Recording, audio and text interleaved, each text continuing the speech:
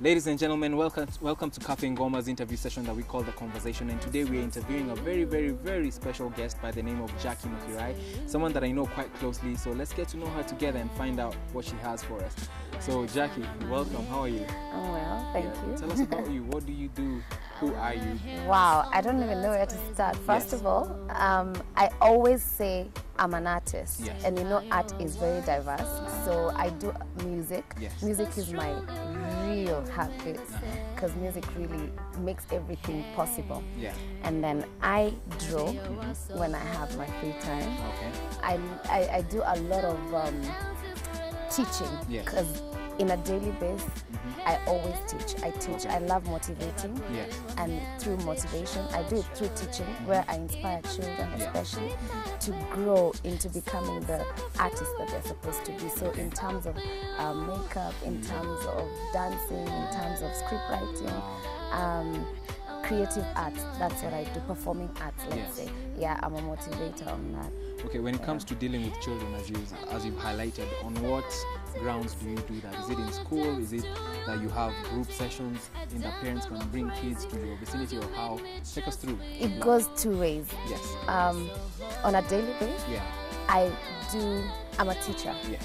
Where is that? At Oshal Academy and Nairobi campus in junior school. Yes. We call it junior school because it's in British system. Yes. A very amazing place because it's really helped me grow in my directing skills as a scriptwriter and a director of plays. Yes. So I do scripts that really motivate children to believe in themselves. Yes. My main aim is to do scripts that are gonna have a moral behind the story, which has really worked well with the students. Yeah. And I must say I'm a very proud teacher because I have seen students grow from one grade to another.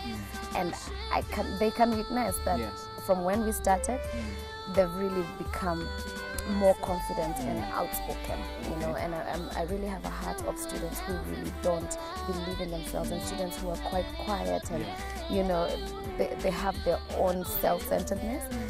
And I am always determined. They give me a reason every day to go to work. Yeah. Yes, and I also do, of course, I do events for kids. I have an event called The Picnic that has been around for a while. Though once in a while, people may not really see it as I do it every time, because every time it has a shift. But the name remains The Picnic. The Picnic can be an event at home, not necessarily in a public place. But my main aim is to do it in public so that we give the stage to people who have dreams. So it's not about making money, it's not about there's a making purpose money. linked into that. Trust me, I started it like, say, about 3-4 years ago. And when I started it, if I could talk about that, I started it at a very vulnerable state where I was honestly didn't have really much to depend on financially. And that did not stop me at all because I really have a passion to see people believing in themselves. I have a story behind self-esteem where I grew up with very low esteem, and I really thought everyone else around me was good and better, and they had all this physique and everything because I grew up very big.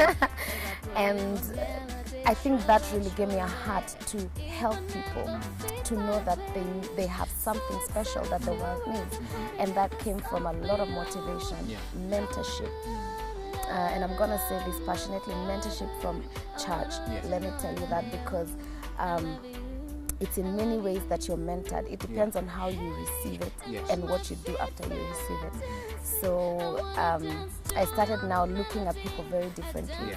We really don't believe in people many times, and we are not. I think it's a thing. It's what do I call it? We find many of us in life feel like it's a competition. There's a point that comes when you feel like, I can do this, I'm better than friends. I mean, why not? Why does he look like this? Why does she dress? Why is her hair like this, you know? But I have grown. I must say I was not like this until I grew into it, where you realize that we are all special. You may not have the looks, and I must say that again, you may not have the looks, but you have something very unique that is going to make a difference in the whole generation. You never know where it could take somebody. The moment you approach someone, even in the street, sometimes I even like stop people in the streets and I'm like, you look really nice. There's just something about your hair, and probably the outfit is not going along. but I'll tell them, do you know you have a really good smile? And that in itself shoots that person's personality, and you never know how far it can go. And I've had stories of people who would come and say, you know, thank you for believing in me, and I'm thinking, when did I do that? You know, because I have really believed in inspiring lives. Because what else are we here for? It's to lift each other and to make each other know that we have a purpose. I need you, you need me. I can never be everything. So if I don't reach out to people, then what are we doing? What are we doing? Jackie, tell us, there's something I really want us to dwell just a bit on the children development aspect. In that, you know, a child is like a white canvas or a black canvas. When they're young, that's the time to shape and to paint. Right. What have you seen dealing with children and their parents? What have you seen is the issue that you feel that parents out there that are beyond your reach should work on to, you know, to make sure that patience. You must be patient. Must be patient. Kids are a piece of work. You will scream. You will shout. You will really get them to do what they need to do. But I have learned to have a relationship. If that child realizes that all you do is shout, you will push them away slowly. And as much as, let's say, if I shout today, and I shout tomorrow, they'll still come like, hey, you know, and they're just the same, like nothing happened. But remember, the more you do this, there's probably one child who is not as outspoken as the other, and they'll be very, you know, they'll push away, and they'll never become, because they thought, okay, this teacher, all this teacher does is just shout. I think after we shout, which is 1%, because sometimes you need to like, hey, settle down, you know, they'll still love you, because after you've shouted, you will come back and still introduce to them stuff that they don't know. I have learned to, like, for example, I have started teaching drama in theater, which means you teach a child to do a production. I realize they're very young, and as you said, a young child grasps very quickly. Notice, even in parenting, whatever you say, that child will repeat it in school. If you teach a child French today, they will learn it very fast compared to someone who's an adult. I have tried to do Spanish for the longest time. For, like, I keep repeating. This word was, and a small child is running the words, and you're thinking, how do you do this? So I imagine how much we can motivate children from when they're young. And one thing I know, when I grew up, I remember telling my mom, I want to do art. I want to draw. And she was like, where? You know, when? Which house? She wasn't, of course, mean. But you could see she's like, this thing has no money. Tell you what, when I went to high school, and then I went to college, and then I graduated and all, I noticed posters and pictures and paintings that are worth millions. And I was so broken, because I was saying, this should have been me. This should have been me. What if I really did this art? What if I... But obviously, our parents sometimes have their own ideas, considering probably where they're coming from. But again, I have really pushed parents during my consultation in school.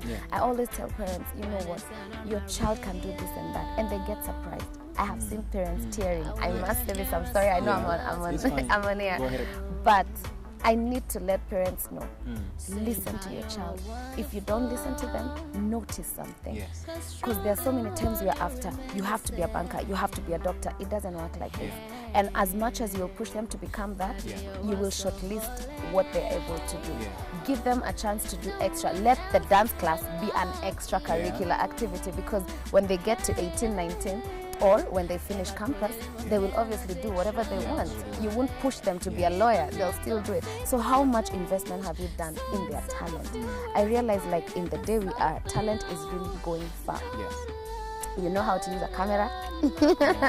You will go places, you know what I mean?